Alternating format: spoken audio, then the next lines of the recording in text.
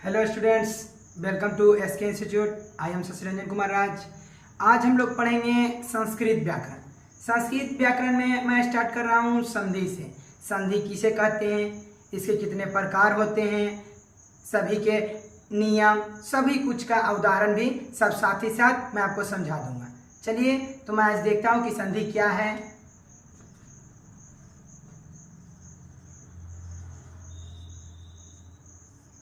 देखिए स्टूडेंट्स, संधि, अब संधि किसे कहते हैं तो चलिए जानते हैं।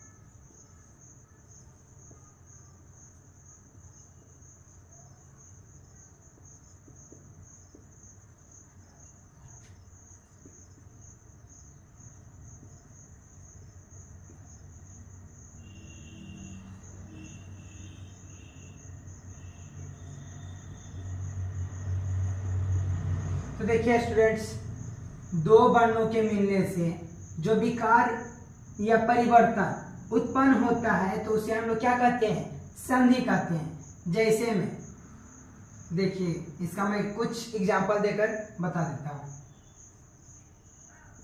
हिम जोड़ा लिया, दोनों को मैं मिलाकर हिमालय कर दिया हूं। इसमें कौन कौन वर्ण है, इसमें आ प्लस आ, दोनों देखिए स्वर वर्ण है, दोनों मिलकर आ बन गया है। एक और एग्जांपल में लेता हूं।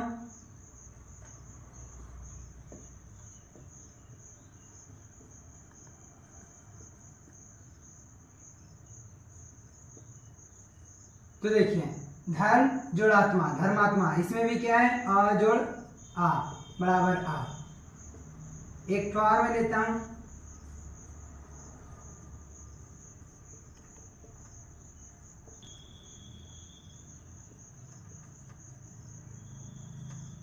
देखिए, इसमें हर्षई दीर्घई, हर्षई जो दीर्घई बराबर दीर्घई, ये सारे उदाहरण हमारे संधि के हैं। अब कौन किस संधि के होंगे ये मैं आगे आपको अभी बता रहा हूं। ये उतार लीजिए।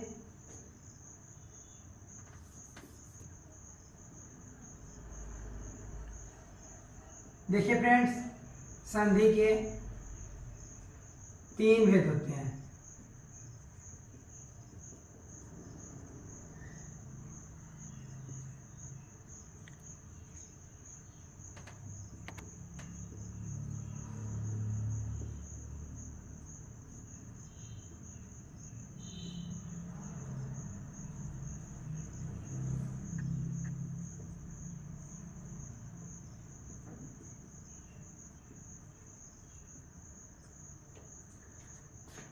तो मैं बता देता हूं कि यहां मैं लिखा हूं स्वर संधि, व्यंजन संधि, विसर्ग संधि। मैं भी कुछ देर पहले आपको मैं लिखा था संधि का परिभाषा, उसमें मैं लिखा था दो वर्णों, दो वर्ण, एक आ जाता है कितने बार बच्चे जो होते हैं परीक्षा के समय मुश्किल में फंस जाते हैं। वहां लिखा रहता है समास, एक रहता है संधि, दोनों में अंतर क्या है। तो इसमें देखिए मैं लिखा हूं वर्ण, इसमें पद होता है, इसमें दो वर्णों का मेल होता है, इसमें दो पदों का मेल होता है। बस ये दोनों में यही अंतर है, इसमें दो पद होगा, इसमें दो वर्ण होगा। हमेशा ये याद रखिएगा। चलिए मैं लिख रहा हूं, मिटा देता हूं इसे।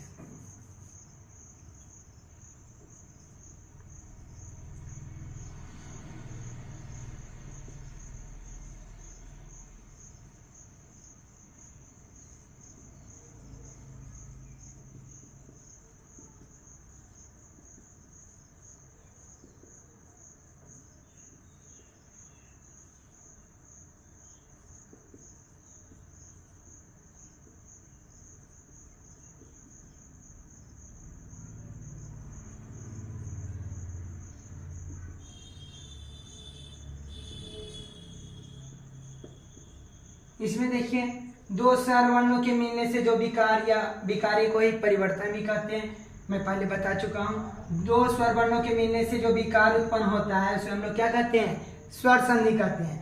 अब देखिए स्वर संधि के भी प्रकार होते हैं, तो देखिए जानते हैं कौन कौन प्रकार होते हैं।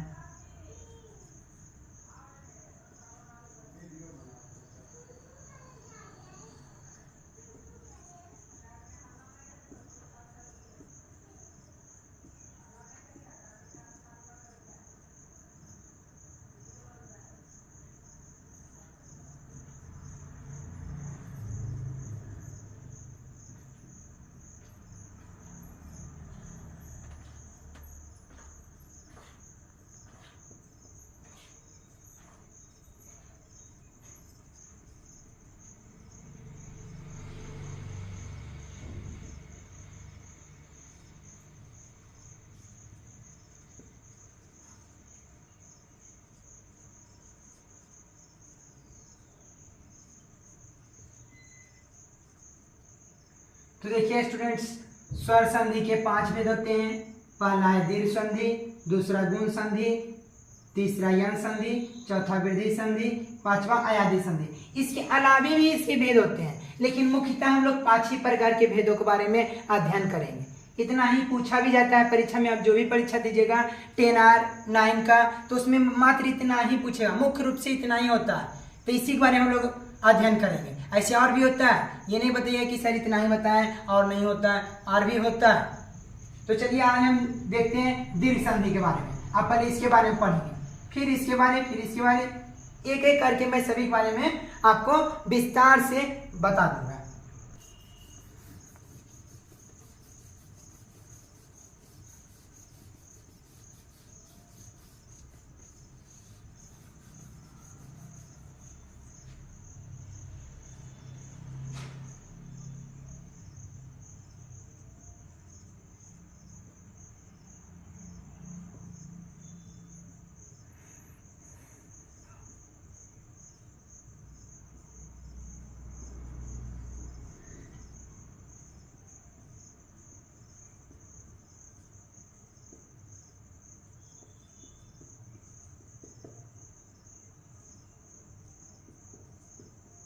यहाँ क्या लिखा हुआ है, दो समान स्वरों को मिलाकर एक दीर्घ स्वर हो जाता है।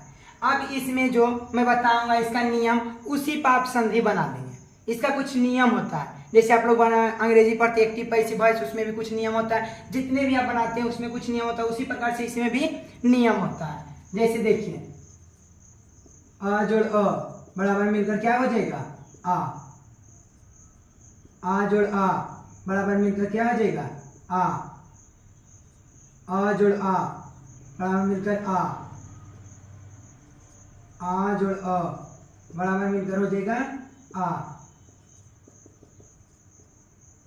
हर्षई जोड़ हर्षई, दीर्घई, दीर्घई जोड़ दीर्घई, दीर्घई, दीर्घई जोड़ हर्षई बराबर दीर्घई, हर्षई जोड़ दीर्घई बराबर दीर्घई, हर्षऊ जोड़ हर्षऊ, दीर्घऊ, दीर्घऊ जोड़ दीर्घऊ, दीर्घऊ, हर्षऊ दीर्घऊ, दीर्घऊ, दीर्घऊ जोड़ हर्षऊ बराबर दीर्घऊ। ये देखिए इतना नियम अगर जो आप याद कर लेंगे तो आराम से दीर्घ संधि आपको समझ में आ जाएगा। देख लीजिए एक एक करके मैं इस सब पर एग्जांपल बताऊंगा। पहले मैं लेता हूं अ जोड़ अ, अ जोड़ अ। अब इस पर मैं आपको एक दो एग्जांपल करके बता देता हूं, समझा देता हूं। अ जोड़ अ बराबर आ होता है। देखिए इसका मैं एग्जांपल लिखता हूं, जैसे मैं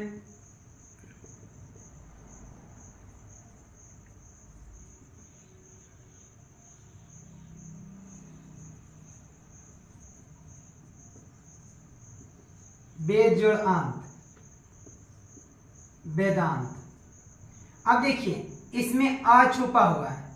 आपको मैं बता देता हूं कि वर्ण, जो वर्ण होता है तो आपको पता होगा कि वर्ण उस मूर्धन्य को कहते हैं जिसका खंडिया टुकड़ा नहीं किया जा सकता है। जैसे में आप किसी भी वर्ण का उच्चारण करते हैं, जैसे बोलिए प बोलने समय अ लास्ट में आता है, क मैं बोलता हूँ क तो लास्ट में अ का उच्चारण होता है। तब आपको पता होगा कि व्यंजन वर्ण, व्यंजन वर्ण स्वर वर्ण की सहायता से ही बोला जाता है। तो यहाँ देखिए ये कौन सा वर्ण है, व्यंजन वर्ण है, ये किसकी सहायता से बोला जाएगा, स्वर वर्ण की सहायता से। तो इसमें मतलब अ छुपा लगेगा। अगर जो बोला जाएगा कि क का खंड या टुकड़ा होगा तो मैं कहता हूँ हाँ हो सकता है। कैसे, क हलंत प्लस अ, देखिए आधा क प्लस अ, हलंत लगने के बाद इसका मान हो जाता है आधा। जैसे ये लिखिए या क जो देकर हलंत दीजिए, आधा हुआ। अब देखिए क हलंत प्लस अ मिलकर क्या हो जाता है का, लेकिन वही मैं लिख दूं क हलंत का टुकड़ा होगा तो बोलिएगा नहीं होगा, क्योंकि ये पहले से ही आधा। मतलब किसी भी व्यंजन वर्ण का उच्चारण बिना स्वर वर्ण की सहायता से नहीं होता। ये देखिए एक व्यंजन वर्ण है जिसका उच्चारण किससे होता है, स्वर वर्ण की सहायता से। तो उसी प्रकार से द लिखा हुआ है, द बराबर द हलंत प्लस अ। तो देख लीजिए इसमें कौन सा छुपा हुआ है, स्वर वर्ण छुपा हुआ है। कौन स्वर वर्ण, तो अ स्वर वर्ण। आपको पता होगा कि स्वर वर्ण अ आ हर्षा ई दीर्घ ई हर्षा उ दीर्घ उ री ए आई ओ औ, ये कुल 11 स्वर वर्ण होते हैं। तो उसी में अ भी एक स्वर वर्ण है, तो उसी प्रकार से ये छुपा हुआ है इसमें। तो देखिए द में अ छुपा हुआ है प्लस अ। अब ये अनुस्वार वो अलग है, उस पर नहीं ध्यान दीजिए। अभी ये देखिए अ जोड़ अ बराबर क्या होगा आ। देखिए लिखा हुआ है नियम में, तब वेद के वेद में लिख दिया हूं अ जोड़ अ बराबर आकर अनुस्वार है, अनुस्वार में दे दिया त के त। एक और मैं समझाता हूं, स्वर जोड़ अर्थ। देखिए इसमें अ छुपा हुआ है, आइए अ जोड़ अ बराबर आ। तो देखिए मैं लिख देता हूं स्व। अब इसमें आइए ये दोनों अ मिलकर क्या हो गया आ। आकर का चिन्ह ये होता है, अब बाकी जो बचा हुआ है और क्या हो गया स्वाद। एक और एग्जांपल में लेता हूं,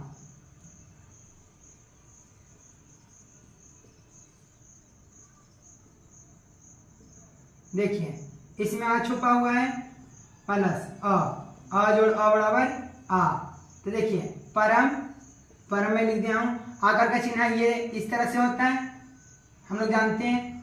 अब अ जोड़ अ बराबर आ, तब इसमें आ छुपा हुआ है आइए आकर का चिन्ह मैं यहाँ लगाता हूँ, क्या बचा ये, क्योंकि देखिए इसका हम लोग प्रयोग कर लिए, इसका मैं पहले ही प्रयोग कर लिया हूँ, इसका भी प्रयोग कर लिया हूँ। यहाँ आ छुपा हुआ तो दोनों मिलाकर अब ये हट जाएगा। अब परम को परम ही लिख देना है, और इसका ये दोनों मिलकर आ हो जाएगा, तब परमा।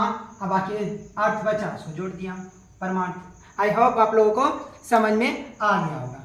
अब मैं अगला उदाहरण लेता हूँ, अगला नियम का।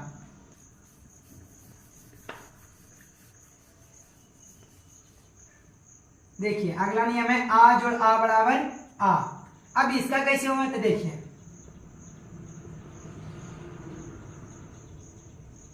शिक्षा जोड़ आले।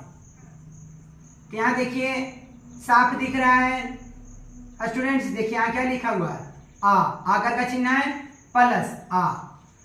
तो इसका और इसका मैंने प्रयोग कर दिया है आ। अब देखिए इसका बनाता हूं शिक्षा, ये आ आकार आ तो मैं ले ही लिया हूं, आ जोड़ आ बराबर आ शिक्षा। बाकी कौन बचा ल, इसमें भी सक देता हूं, इसमें भी सक शिक्षालय। देखिए ये क्या हो गया शिक्षालय। यहाँ पर कौन सा संधि हुआ है, कौन कौन वर्ण मिलेगा पूछेगा एग्जाम में कि कौन कौन वर्णों का मेल हुआ है, तो आ जोड़ आ वर्णों का मेल होकर क्या बना आ, उसी के आधार पर शिक्षालय हुआ। एक और एग्जाम्पल में लेता हूं, विद्या जोड़ आलय। तो देखिए आ, इसमें है आ, यहाँ आ जोड़ आ बराबर आ। तो विद्या आ तो मैं ले ही लिया हूं, बाकी क्या बचा लय विद्यालय। देखिए आई होप स्टूडेंट ये भी आपको समझ में आ ही गया होगा। मैं मिटाता हूं इसको, अगला नियम लेता हूं।